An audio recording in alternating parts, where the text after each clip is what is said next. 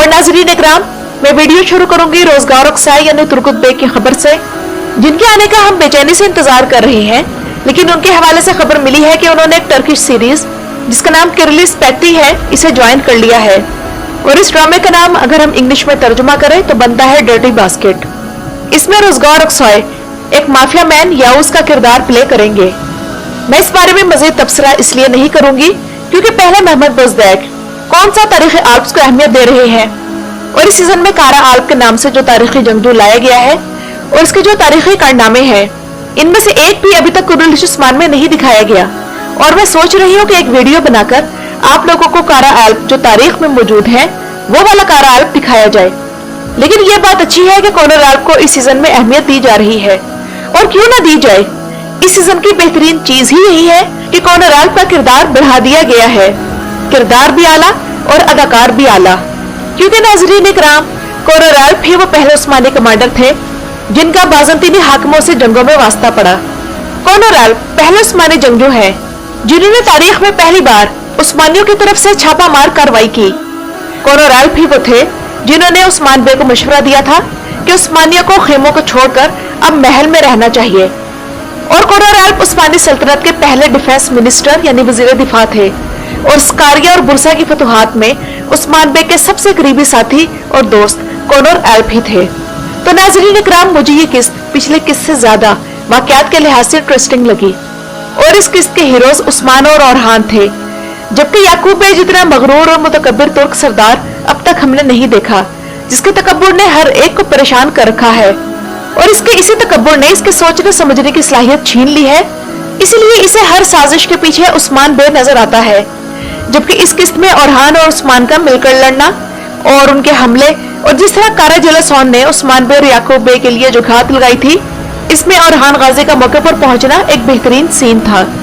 ये सीन इस लिहाज से भी मुख्तलिफ था कि इसमें हमने मंगोलों की एक और मजहबी रस्म को देखा, वरना अब तक हम मंगोलों को किसी सराय में बैठे रहना या फिर दुश्मनों पर हमला करना और उन्हें धमकाना ही देख रहे थे। और एमरे बे इस सीजन की जान बनता जा रहा है और सोशल मीडिया पेजेस पर छाया हुआ है।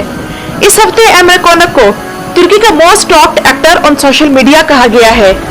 जबकि नाज़रीन इकराम, होलोफिरा के किरदार के हवाले से भी एक कंफर्म खबर आप लोगों के लिए मौजूद है, और वो ये है कि टर्किश जर्नलिस्ट बुरसन आल्तुन ताश के न्यूज के मुताबिक होलोफिरा वाली अदाकारा ने 8 किस्तों की नेटफ्लिक्स सीरीज ज्वाइन कर ली है, जिसका नाम इनसाइक्लोपीडिया ऑफ इस्तांबुल है।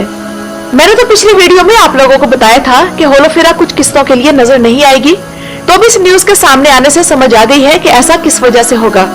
लेकिन इस ड्रामे की शूटिंग जनवरी से शुरू होगी, और होलोफिरा अगर चाहे तो कुर्रलिश उस्मान और इस सीरीज यानी दोनों में इकट्ठी काम कर सकती है। लेकिन नाज़रीन इकराम, मैं यहाँ ये जरूर कहूंगी कि होलोफिरा और ओरहान वाले सिनेरियो में तब्दीली लानी चाहिए। होलोफिरा एक तकफूर की बेटी है, तो वो हर वक्त बाजार में क्यों होती है? उसका बैकग्राउंड क्या है कोई नहीं जानता। और इसी तरह इसे इस्लाम कबूल न करवाया जाए, बल्कि दिखाया जाए कि अल्लाह की रजा के लिए वो इस्लाम कबूल करे। और ये तभी मुमकिन है जब उसे मलून खातून इस्लाम की खूबियों के बारे में बताए। क्योंकि अगर होलोफिरा इस्लाम कबूल करने से इनकार करती है, जैसे कि अगली किस्त के हवाले से दिखाया गया है, तो मजहब तब्दील करना बच्चों का खेल नहीं, और ना ही ये मुमकिन है कि किसी की फरमाइश पर यह काम किया जाए। और नाज़रीन इकराम, अलाउद्दीन और गोंजा के सीन्स मुझे ओरहान और होलोफिरा के सीन से ज्यादा स्ट्रॉन्ग लगते हैं। लेकिन साथ ही इनके सीन्स देखकर ये सोचते हुए दिल उदास हो जाता है कि इनकी ट्रेजिक एंडिंग होगी। गोंजा का किरदार बहुत पावरफुल है, और ये बेचारी 2 रास्तों की मुसाफिर है। एक रास्ता अलाउद्दीन की तरफ जाता है और दूसरा उसकी वालदा सादत खातून की तरफ। और अगली किस्त में गोंजा यकीनन मुश्किल में फंसने वाली है जब ओल्गन खातून उसे उसकी गलती याद दिलाएगी। तो मेरे ख्याल में यही वो मौका होगा जब गोंजा खातून को फैसला करना पड़ेगा कि अब उसे एक ही रास्ता चुनना पड़ेगा, या तो अलाउद्दीन का या फिर सादत खातून का। नाज़रीन इकराम, ड्रामे में उस वक्त जब ओरहान आल्प वसीलिस को कत्ल करने लगता है और उस्मान बे उसे ये कहकर रोकते हैं कि हमारा गुस्सा अल्लाह के लिए होना चाहिए, तो तब मेरे दिल में आया था कि वीडियो के दौरान मैं ड्रामे के इस सीन का जिक्र करते हुए आप लोगों को हजरत अली करमल्ला वजह के उस वाक़े का हवाला दूंगी जिसमें उन्होंने दुश्मन से लड़ाई की, और जब उन्होंने दुश्मन पर गलबा पा लिया तो दुश्मन ने उनके मुंह पर थूक दिया वगैरह वगैरह। लेकिन मुझे ड्रामे में आगे जाकर बड़ी खुशगवार हैरत हुई जब मोहम्मद बोजदैक ने यूनुस एमरे के जरिए वही वाक़या बयान करवा दिया। और कुर्रलिश उस्मान की बहुत सी खूबियों में एक ये भी खूबी है कि सहाबा कराम के या हमारे असलाफ के वाकयात को ड्रामे की कहानी में बड़ी खूबसूरती के साथ शामिल कर दिया जाता है। और नाज़रीन इकराम, उस्मान बे को काई कबीले का सरदार बने 100 किस्तें गुजर चुकी हैं। पहले उस्मानी एक कबीला थे और अब एक अमारत है।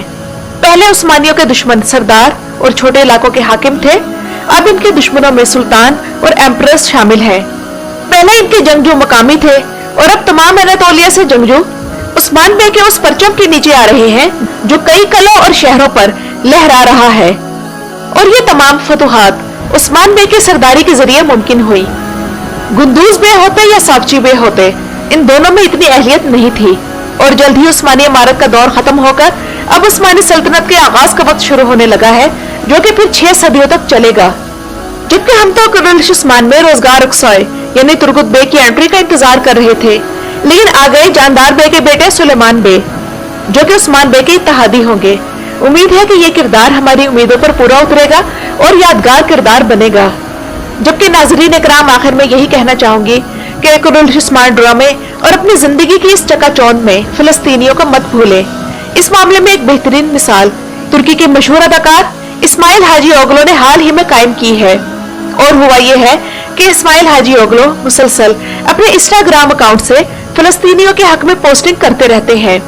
तो कुछ फॉलोअर्स ने उनकी पोस्ट्स पर एतराज वाले कमेंट्स शुरू कर दिए।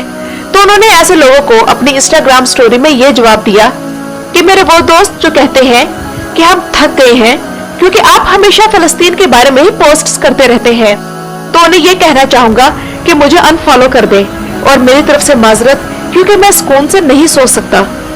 तो नाज़रीन इकराम, दर्द दिल रखने वाला कोई भी शख्स हो और उसका कोई भी मजहब हो, फिलिस्तीन पर होने वाले मजालिम के बारे में